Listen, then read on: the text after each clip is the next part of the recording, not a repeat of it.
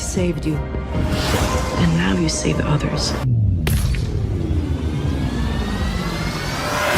Words like violence.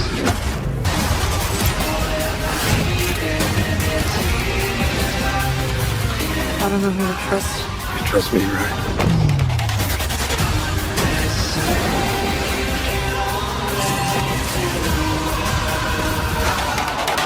They did not save your life. They stole it.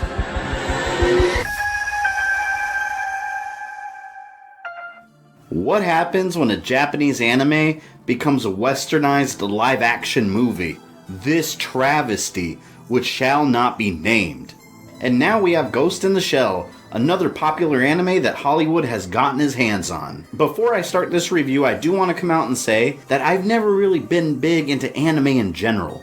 There's very few that have really held my interest at all. I'm huge into Dragon Ball, Gundam Wing, G Gundam, but that's about it really. I can't really think of any other animes that I've ever really gotten into. So I'm not going to sit here and pretend like some people do that I'm a Ghost in the Shell expert or that I grew up with it. I'm not, and I didn't. So I don't have that emotional connection to the franchise that other people do. I rented the PlayStation game back in the day. I've seen the original movie years ago and some of the series. So I admit that my knowledge is fairly limited. So I went into Ghost in the Shell more as a moviegoer than a Ghost in the Shell fan. But I did pick up the original 1995 movie and Ghost in the Shell the new movie. And I watched them both before I went to the theater because I don't like talking to my viewers about things without having some knowledge of the source material. So this review might have some light spoilers if you're not already familiar with that universe. The movie takes place in a future where people are regularly enhanced with cybernetics and corporations hold an immense amount of power. And the Honka Robotics Corporation was running a secret project to create a cybernetic body, a shell,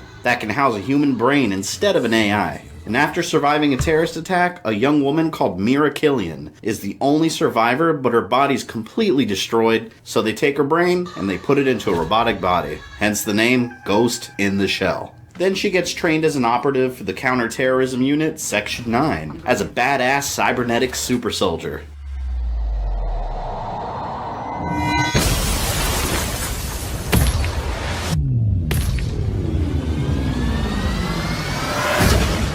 And the name Mira Killian doesn't appear anywhere in the anime.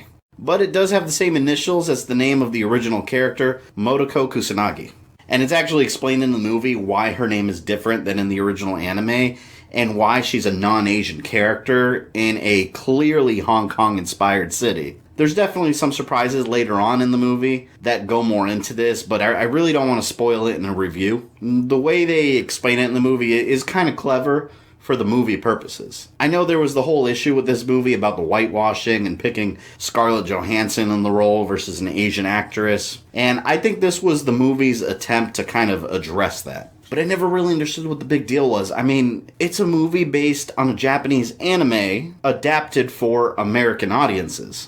And in Japan, ironically, there wasn't the big uproar that we had over here in the US. They actually didn't care. A lot of people in Japan were for Scarlett Johansson being in the role. So if they don't have a problem with it, why do we? If a Japanese company took an American franchise and made their version of it, they would probably hire a Japanese actor to represent the role. In fact, they've done that exact same thing before. Look at the Japanese Spider-Man back in the 1970s and Peter Parker. Oh wait, he's not Peter Parker. They changed his name to Takuya Yamashiro, an Asian name. But they didn't get accused of Asian washing. They made the character relate to the audiences they were making the show for. I understand in America, we are a multiracial country, but Scarlett Johansson's a talented actress, so I don't think that's such a problem picking her to play this role. I mean, it's just all kind of a non-issue to me. Anyways, moving on. Her origin story is a little bit different than the anime. In the movie, her past is fully explained, and there's a really heavy focus on it, whereas in the anime, they only really hinted at it. We never got that full explanation of who she was before she was the cybernetic soldier. And that's what most of this movie is about. She starts discovering that there's more to herself than just being an experiment, and she goes about trying to discover where she came from and who she was, while clashing with the people that created her. And at the same time, she's trying to track down a supposed cyber terrorist called Kuze, who has a deeper connection to everything than what's originally portrayed. And if he doesn't sound familiar to you because you've only seen the original movie, it's because he's actually kind of a mixture of two characters. Kuze from season 2 of the series, and the Puppet Master from the movie. They took elements from both of these characters and meshed them together into this one. Bato is still a fellow member of Section 9, and he plays the role of a trusted friend just like in the anime, and he was always my favorite character because I always thought he had such a cool design with those little cybernetic eyes. So I was a little disappointed when he doesn't have them right away in the movie, but he does get them later, and that's all explained too. And Chief Aramaki was a delight in the movie. He's the chief of Section 9, and he's incredibly loyal to the members of Section 9, even if it puts his own life in danger. He looks like this regular old man, but you get to see him absolutely kick ass in a couple of scenes. I jokingly called him the Heihachi of Ghost in the Shell. All the actors in the movie did a fine job representing their characters, and they aren't much different than the anime. But I felt like some of them needed some more screen time. Togusa, for example, played a much bigger role in the anime, and in the movie, he felt very much like a side character, and he didn't really have a whole lot to offer. What really impressed me about this movie was the look and feel of it. It's got this film noir cyberpunk feel to it, and the futuristic city looks awesome. The Tron influence is really obvious in some parts, especially when it came to some of the music. The anime used a lot of really ambient Japanese style music, which I really liked. And I really wish the live action movie had done a little bit more of that instead. Oh, and some of the shots they used were taken almost frame by frame from the anime. Like when she's jumping off the buildings, when she's fighting the guy in the water and she's invisible, the spider tank battle at the end of the movie, and especially the scene where they show her being built. The filmmakers really used the anime as a point of reference, and they recreated so many scenes beautifully.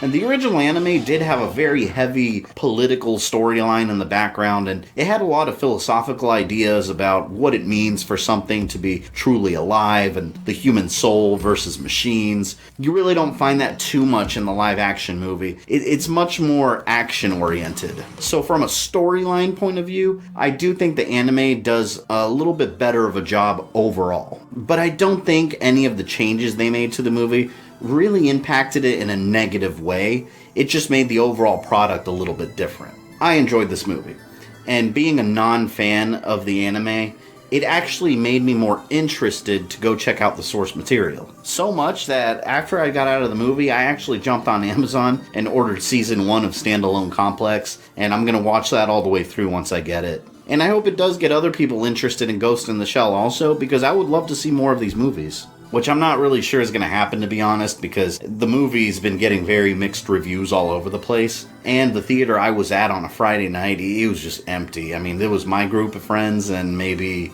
like 10 other people sprinkled throughout the theater. So I guess we'll have to wait and see. But leave me your thoughts down below. I especially want to hear from you if you're a fan of Ghost in the Shell, because I think your opinion is probably the most interesting one when it comes to this movie. What did you think of the movie? Remember to like, subscribe, sign up for notifications, and check out my social media links. This is Fabian, I love you guys, and I will see you next time.